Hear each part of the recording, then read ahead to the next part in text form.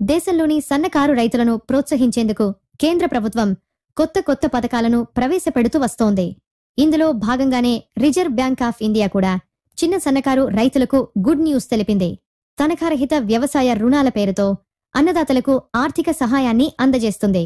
ఈ కీలక నిర్ణయాన్ని reserve bank of India governor ఇటీవల జరిగిన ద్వైమాసిక ద్రవ్య పరిమితి విధాన సమీక్షలో భాగంగా నిర్ణయం తీసుకున్నట్లు వెల్లడించారు.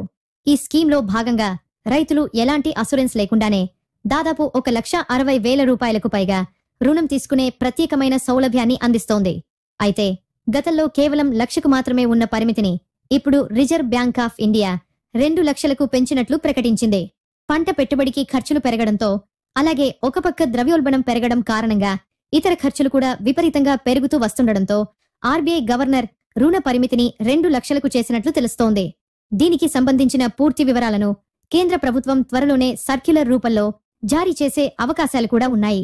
2019 సంవత్సరానికి ముందు ఈ రుణ పరిమితి కేవలం 1,00,000 రూపాయలు మాత్రమే ఉండేది. అయితే రైతుల సమస్యలను దృష్టిలో పెట్టుకుని అదనంగా 60,000 రూపాయలు పెంచినట్లు తెలిసిందే. అయితే మళ్లీ 5 సంవత్సరాల తర్వాత రైతుల బాధలను దృష్టిలో పెట్టుకుని రిజర్వ్ బ్యాంక్ ఆఫ్ ఇండియా రుణ పరిమితిని పెంచుతూ కీలకమైన నిర్ణయాన్ని తీసుకుంది. రైతులకు సంబంధించిన తనఖారహిత వ్యవసాయ పెట్టుబడి రుణాన్ని రిజర్వ్ బ్యాంక్ ఆఫ్ ఇండియా 2019 సంవత్సరంలో మొట్టమొదటిసారిగా సవరించిన సంగతి తెలిసిందే.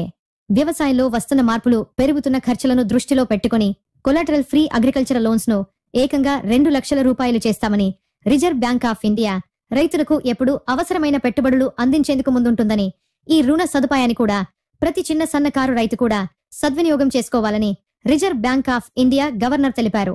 రిజర్వ్ బ్యాంక్ ఆఫ్ ఇండియా బ్యాంకుల నగదుకు సంబంధించిన అంశంపై కీలకమైన నిర్ణయాన్ని తీసుకుంది.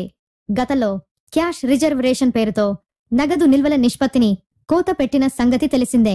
అయితే ప్రస్తుతం దీని శాతం 4.5 ఉండగా రిజర్వ్ బ్యాంక్ ఆఫ్ ఇండియా 4% తగ్గిస్తున్నట్లు ప్రకటించింది.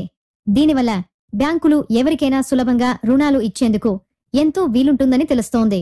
అంతేకాకుండా ఈ ప్రకటనతో 1,00,000 కోట్ల రూపాయలకు పైగా నిధులు బ్యాంకింగ్ సెక్టార్లో జమ అయ్యే అవకాశాలు ఉన్నట్లు రిజర్వ్ బ్యాంక్ ఆఫ్ ఇండియా తెలిపింది.